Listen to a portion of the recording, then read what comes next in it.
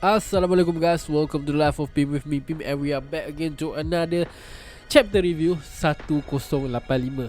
Okay, I know macam lambat gila. Sekarang pun dah chapter 1086.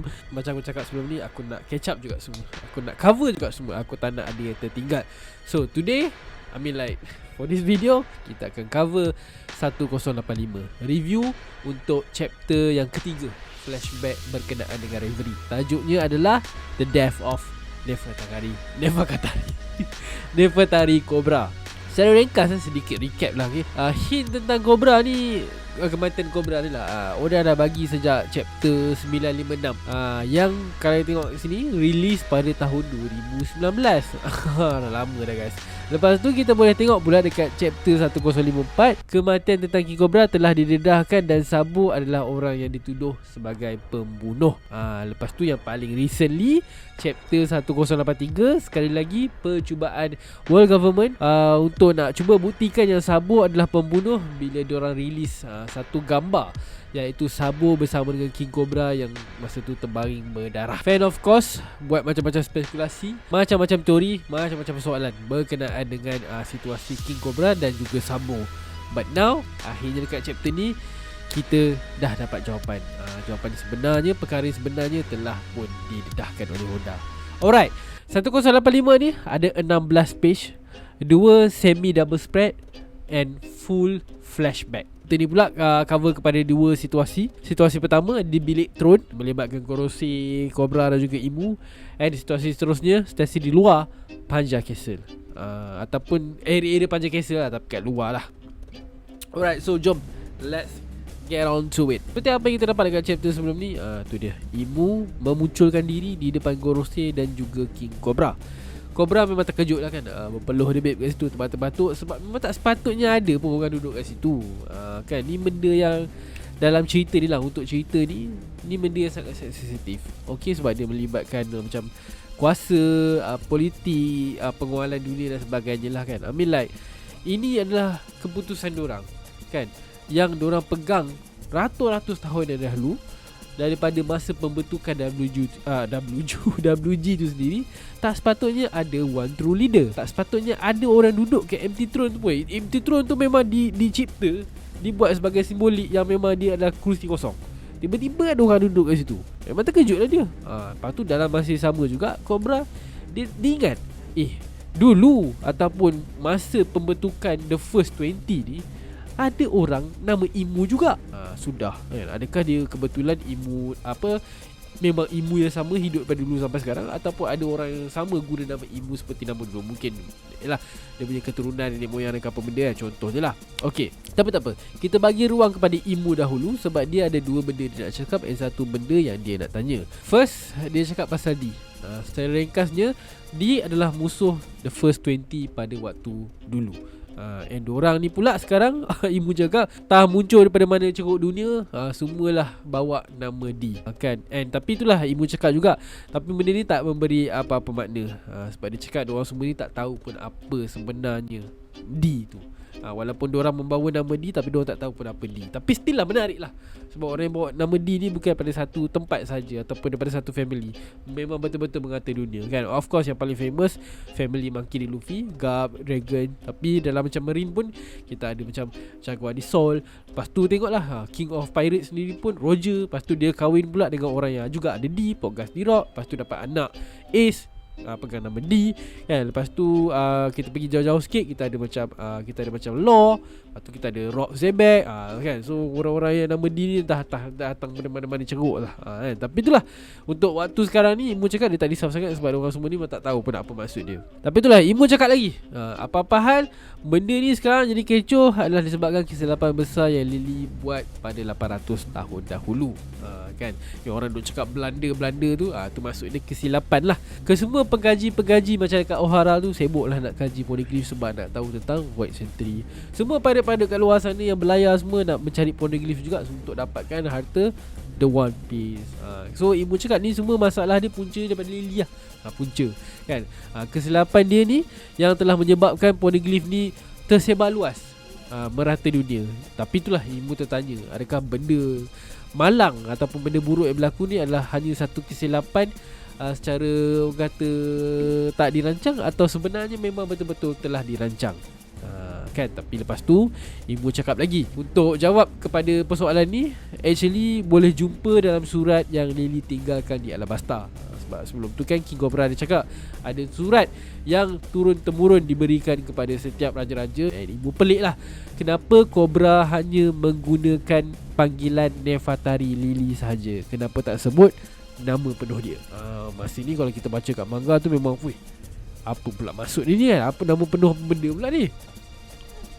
Ini adalah disebabkan Imu dia tahu nama sebenar Lily adalah Nefertari di Lily. Ada juga D ni. Betul-betul lah datang pada seluruh pelosok dunia. Cokok-cokok sana sini semua ada D. And D adalah musuh dorang. Ternyata ini bukanlah satu kesilapan guys. Kan, secara ringkasnya ini bukanlah satu kesilapan, tapi ini memang adalah satu perancangan yang Lily berjaya laksanakan untuk menentang WG. Sebab itulah dia tak nak jadi Slasher Dragon, dia tak nak iktiraf duduk dekat Marijua, tinggal kat Alabasta dan sebagainya. Cuma persoalan yang baru, okey, kat sini dah terjawab lah. Persoalan dia, kenapa and macam mana Nefertari boleh awal-awal nak bersama dengan Imu and the gang? Ataukah sebab dia tertipu kan? Mungkin sebelum tu macam dia rasa macam dia decide betul, tapi lepas dah kalahkan diorang, dah settle semua, dah settle down, baru dia rasa macam we make a big mistake. Kan, mungkin benda-benda macam itulah.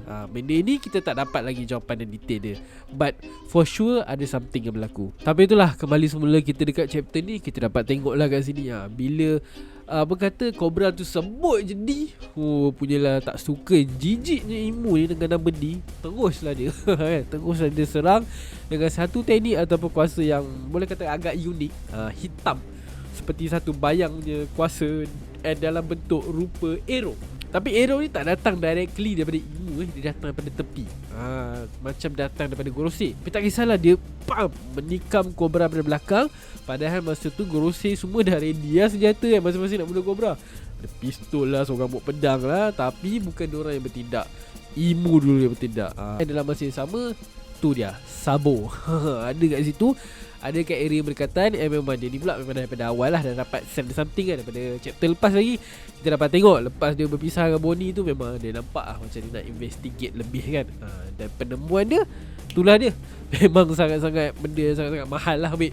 Macam jumpa emas, benda yang sangat-sangat berkualiti, rahsia sangat-sangat, orang kata tak tahulah nak cakap macam mana kan. Memang paling mahal lagi lah, rahsia yang tak sepatutnya orang tahu kan. Orang macam Sabo pula yang dapat, RA pula kan, musuh dan Luigi tu sendiri. So secara tak langsung Sabo juga terlibat dah dalam kemelut Cobra ni. Sabo pun tak ada hesitate apa-apa.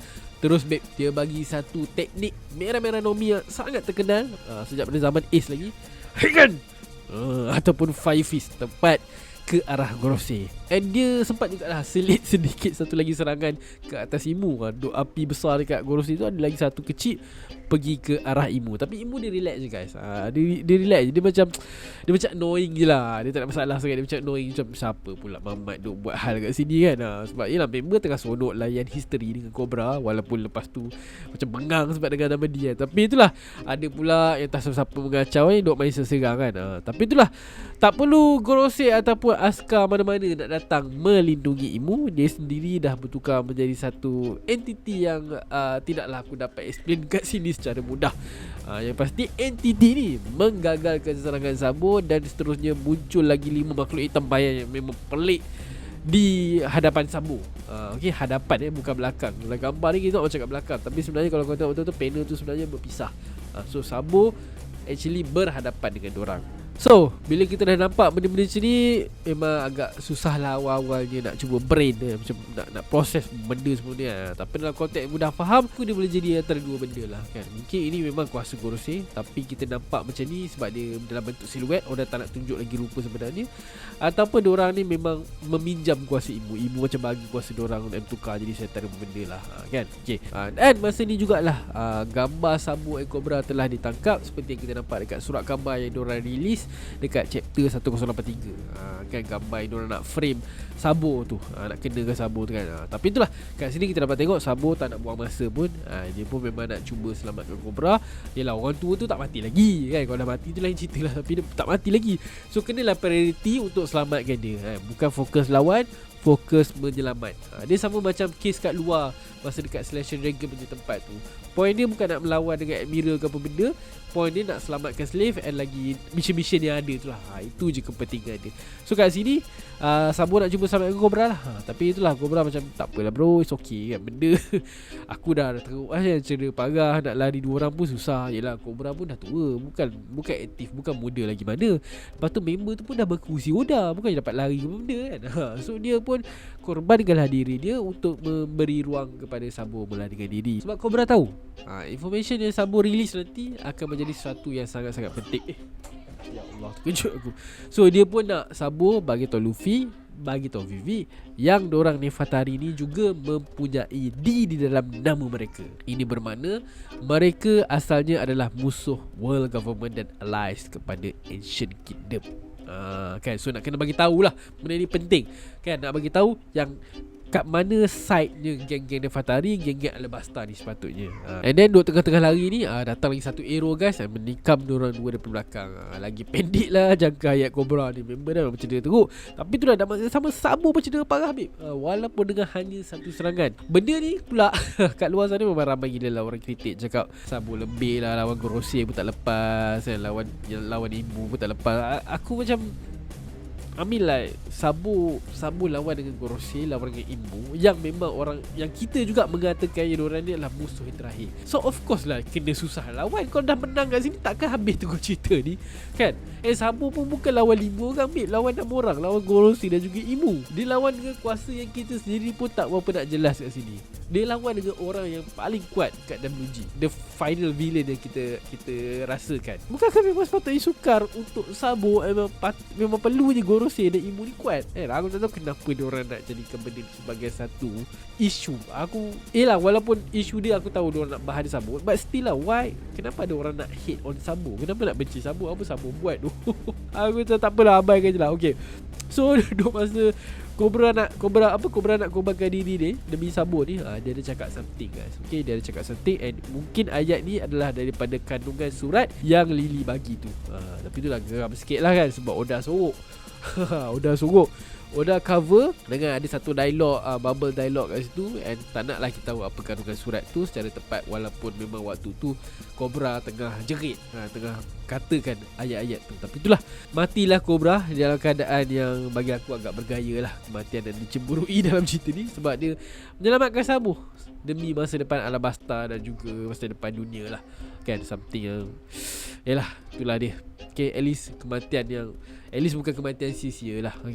Okay, so Sabo cerita ni dah settle lah. Okay, dia dah berjaya keluar daripada throne room dengan info penting yang bakal dia kongsi kemudian hari. Cerita lagi satu ni pula pasal Wapol. Kalau korang ingat dekat chapter 956, Staff Morgans ada dapat panggilan daripada Wapol. Tanya ada leak info yang berharga. Info apa? Inilah dia jawapannya.